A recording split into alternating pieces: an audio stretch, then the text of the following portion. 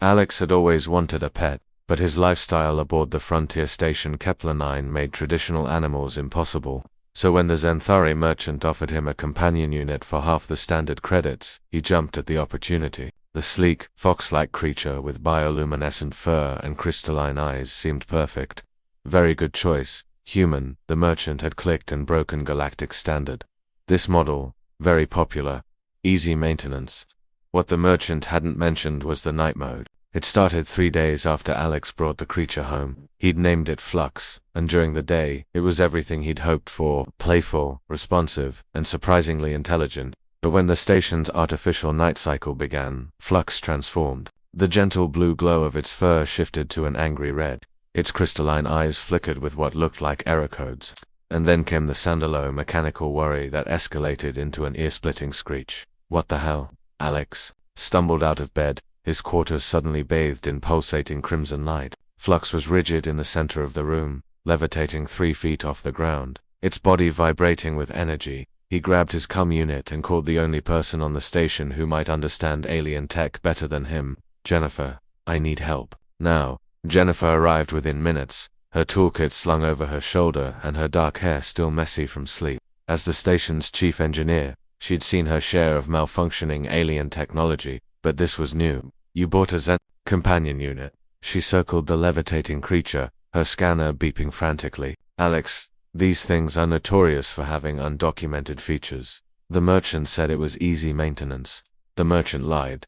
Jennifer's scanner displayed a cascade of alien text. Oh, this is interesting. Your pet isn't just a companion unit. It's a biological battery. What? The Zenthari used these creatures to store excess energy from their ship's reactors. During their night cycle, the units discharge that energy and need to be serviced.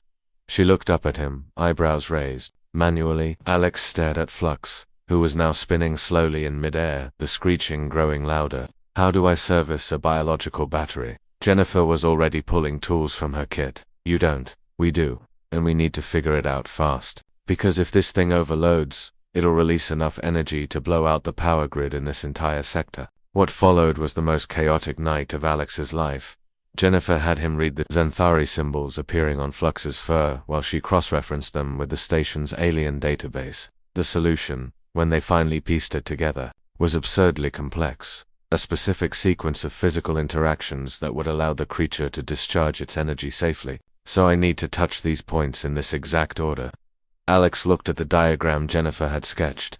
While humming at 432 Hz, the Zenthari have 3 vocal cords. They can produce harmonic resonances naturally.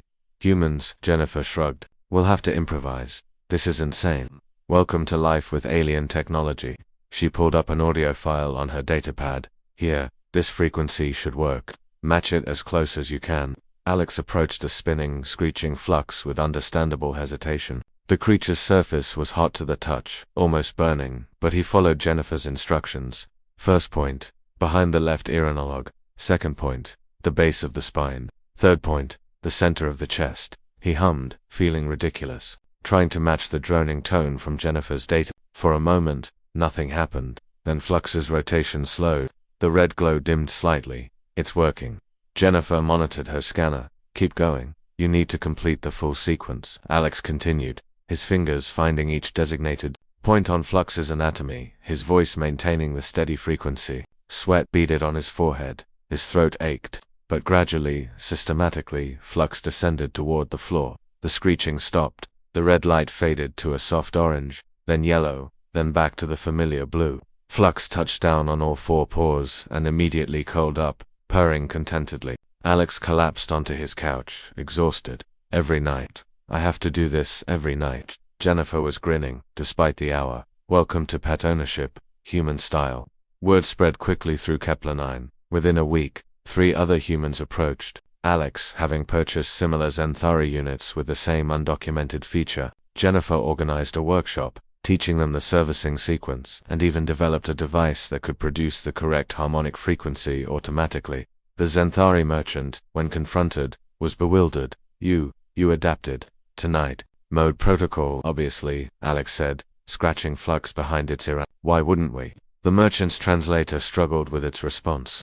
In Zenthari culture, companion units were considered disposable. When night mode became too troublesome, they were simply replaced. The idea that humans would invest time and effort to accommodate the creature's needs was foreign. Your species, the merchant finally said, is very strange. Jennifer laughed. You have no idea. 6 months later, the phenomenon had evolved further. Human engineers across multiple stations had modified the servicing process, creating better tools, more efficient sequences. Some had even improved upon the original Xanthari design, reducing the discharge time and making the creatures more compatible with human environments. The Xanthari collective took notice. Their scientists, intrigued by humanity's approach, began collaborating with human engineers. What started as a problem with a defective pet became a breakthrough in bioenergy storage.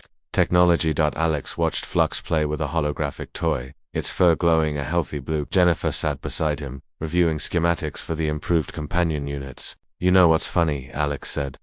I just wanted a pet. Instead, I accidentally started an interstellar engineering revolution. Jennifer smiled. That's humanity for you. Give us a problem, and we don't just solve it, we make it better.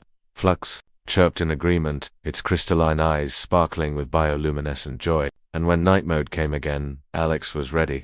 Not with frustration or resignation, but with the uniquely human conviction that any challenge, no matter how alien, could be overcome. That was the human way. That was HFY